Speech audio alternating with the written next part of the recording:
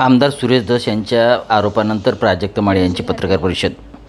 माननीय आमदार श्री सुरेश धस यांनी काल प्रसार माध्यमांशी बोलताना जी काही टिप्पणी केली त्या संदर्भात तीव्र निषेध व्यक्त करण्यासाठी आज मी तुम्हा सगळ्यांसमोर आलेली आहे.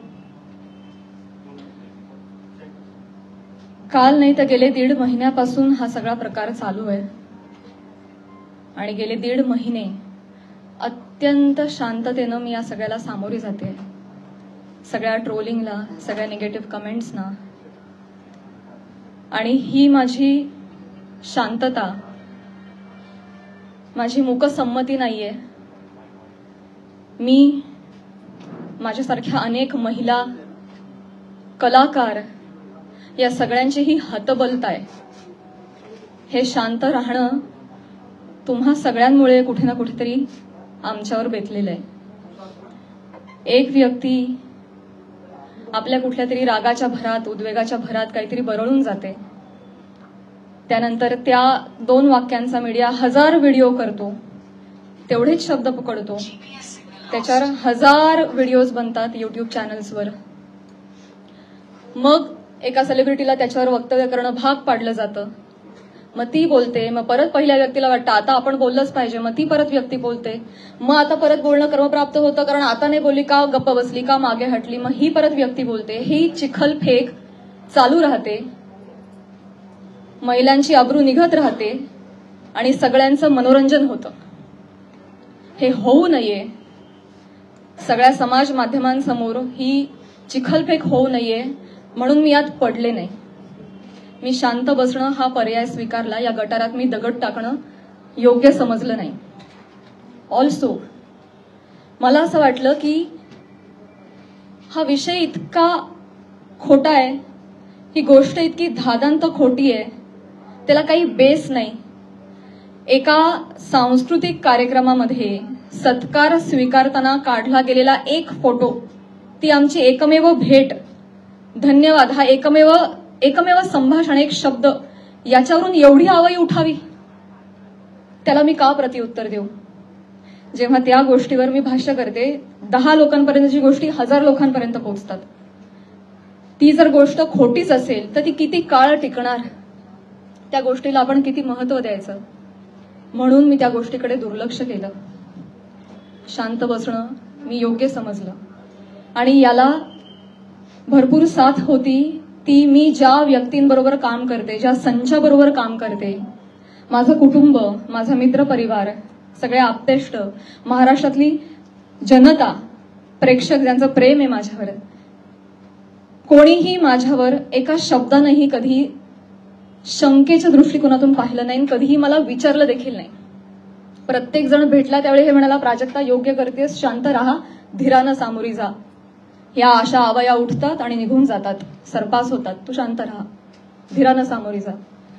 ह्या सगळ्यांचा माझ्यावरचा विश्वास नाही. मी आधी पूर्ण करेन माझं सगळं. माईकमध्ये सर्व इको होतो, त्याच्यामुळे तुम्ही फक्त माईक तुम्ही बोला. Sorry for interrupt.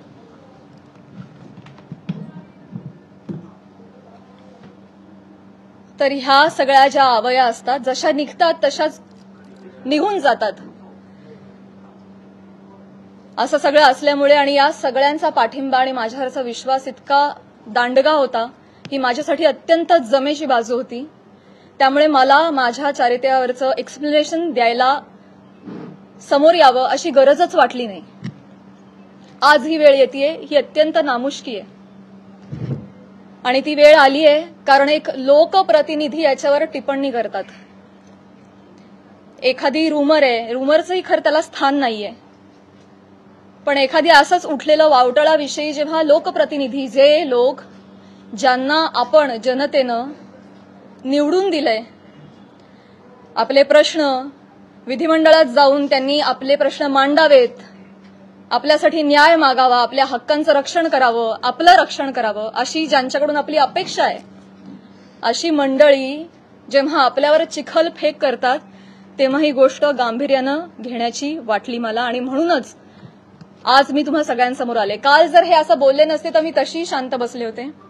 आणि मी याच्यावर कधी कधी भाष्य केलं नसतं, पण काल त्यांनी ते वक्तव्य केल्यामुळे मला आज तुम्हा सगळ्यांसमोर यावं लागलं. कारण जेव्हा एक लोकप्रतिनिधी असतो जो हजारो लाखोंचं नेतृत्व करतो, लाखो जनता त्यांच्या विचारांना फॉलो करते, जेव्हा ते बोलतात तेव्हा त्यांची विचारधारा लाखोंची विचारधारा होते, ते त्या गोष्टींवर कुठेतरी ठसा उमटवतात आणि खरी आहे असं भासवतात, तेव्हा मात्र ही फार गंभीर बाब होऊन जाते. माझा एक बेसिक प्रश्न आहे सुरेश धस साहेबांना. तुम्ही एक राजकारणी आहात, आम्ही एक कलाकार आहोत. तुम्ही एका दुसऱ्या राजकारणावर कुठेतरी कुरघोडी करताय, टीका करताय. तुमचं जे काय चालू आहे लखलाभ तुम्ही ते करत राहा. या सगळ्यांमध्ये तुम्ही कलाकारांना का खेचता? आम्हा कलाकारांचा ह्याच्यामध्ये काय संबंध? काय बीडमध्ये काहीतरी कायदा सुव्यवस्थेचा काही प्रश्न निर्माण झालेला आहे, त्याच्यावर भाष्य करत असताना कलाकारांवर गाडी का घसरते? बर, ते इव्हेंट मॅनेजमेंट विषयी काहीतरी सांगत होते की यांच्याकडून शिकावं इव्हेंट मॅनेजमेंट. मान्य, पण मग महिला कलाकारांचीच का नावं येतात? का परळीला कधीच कुणी पुरुष कलाकार गेला नाही का हो कार्यक्रमाला?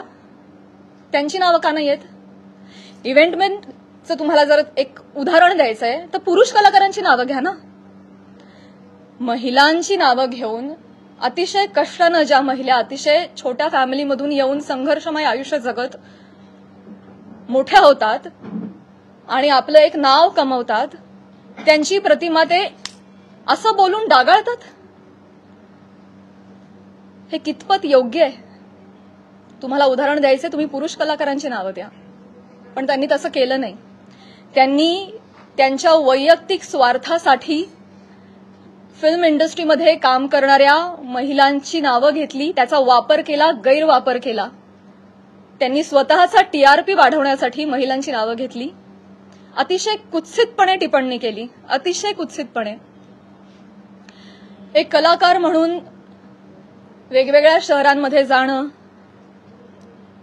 प्रेक्षकांचं मनोरंजन करणं हे कलाकारांचं काम आहे. आणि फक्त परळी नाही, महाराष्ट्राच्या कानाकोपऱ्यात जाऊन मी याही आधी कार्यक्रम केलेले आणि यापुढेही करत राहणार, आणि सगळेच कलाकार करतात. याआधीही हजारो नेत्यांबरोबर, प्रतिथयश क्षेत्रातल्या सगळ्या मान्यवरांबरोबर फोटो आहेत. मग तो फोटोचा रेफरन्स उचलून तुम्ही कोणाही बरोबर असं नाव जोडून टाकणार का? हे एक महिला म्हणून, महिला कलाकार म्हणून मला अतिशय ही बाब निंदनीय वाटते. महाराष्ट्रातल्या राजकारण्यांना हे कृत्य शोभत नाही. बरं, ते जे बोललेत ते इतकं कुत्सित आहे. अच्छा, त्या पण येतात का परळीला? अच्छा. कोणाला जर नवा चित्रपट वगैरे करायचा असेल तर परळी पॅटर्न अवलंबावा. त्यांचा जे काय जवळचा पत्ता वगैरे काय म्हणायचंय काय तुम्हाला? तुम्ही फक्त महिला कलाकारांच्या चारित्र्यावर शिंतोडे नाही उडवत आहात, महिलांच्या कर्तृत्वावर सुद्धा तुम्ही प्रश्नचिन्ह उपस्थित करताय. का? कुठल्याही पुरुषाच्या किंवा राजकारण्याच्या कुबड्यांशिवाय एखादी महिला स्वकर्तृत्वावर यशस्वी होऊ शकत नाही का? कष्टांनी आणि मेहनतीनं एखादा माणूस मोठा होतो, याच्यावर तुमचा विश्वास का नाही बसत? ही अशी टिप्पणी करून तुम्ही माझी नाही, आम्हा महिलांची नाही, स्वतःची मानसिकता दाखवताय असं मला वाटतं. आणि ही अतिशय खेदजनक बाब आहे. मला पाणी आणि टिश्यू द्या.